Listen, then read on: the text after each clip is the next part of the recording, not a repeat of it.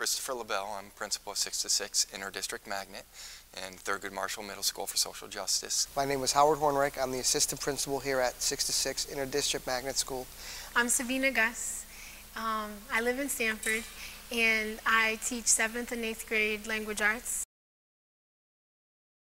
I have great staff and we do a really strong job hiring. We make sure the people we bring on are passionate about learning. I can teach somebody how to teach reading. I can teach you how to teach mathematics. I can't teach passion. We had a professional development in-house on Thursday about teacher reflection, and we started off with, when do we reflect as teachers? And as we went and talked around the table, it's in the middle of the lesson, it's on our drive to school, it's on our drive away from school, it's when the class leaves, it's in the shower, it's when we're sleeping, it's like our own personal time. At a birthday party for a friend, we're thinking about school. On a summer vacation trip, we're thinking about school. Teachers volunteered to, at 8:30 in the morning when kids first came in, to pull these kids together in small, what we're calling book clubs, and lead book clubs with them where kids are reading, they're reading texts that are at their level, that they can feel successful about, those conversations in those groups, kind of like a literature circle type environment. But what's really truly amazing is that my speech pathologist stepped up to the plate. She didn't have to do that. She volunteered. Our literacy coach in the lower school, oh, I'll do that. Teachers came out of the woodwork saying that my family center coordinator, oh, I'll lead a group, I'll work with those kids. And so what we have here, again, it goes to that passion.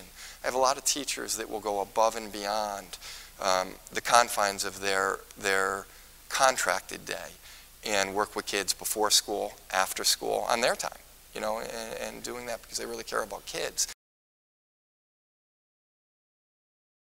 It's a very child-centered school. So you would walk through our hallways, you'd see students engaged in hands-on learning. You'd see students working with families, with adults throughout the building, not just in your typical classroom setting, out in hallways. I know everybody. I know their names. I'm not lost in a number, and that I can go across the hall and talk to someone, and someone can come across the hall and speak to me. Many families came here for that social emotional piece and wanted something different than CMT. So we have to hold a balance between CMT and social and emotional. Because I oversee the entire school operation, I do have that ability. So if it's good for kids, I can stop on a dime, I can shift, I can reallocate funding because I controlled my budget.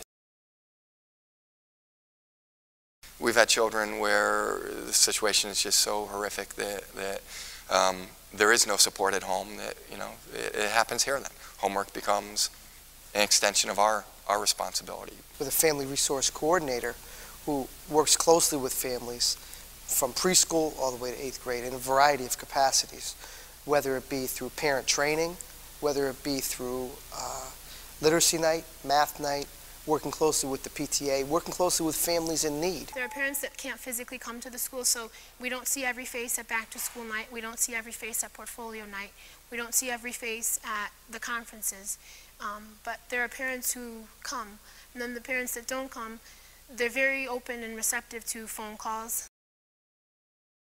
I think what we've done here could be done anywhere. I don't think our kids are any different than the kids that are on the others, like we share this building with the other Bridgeport schools. I don't think it's the kids that are different. I don't think it's the parents that are different. It's the approaches, it's the missions, and it's how it's carried out.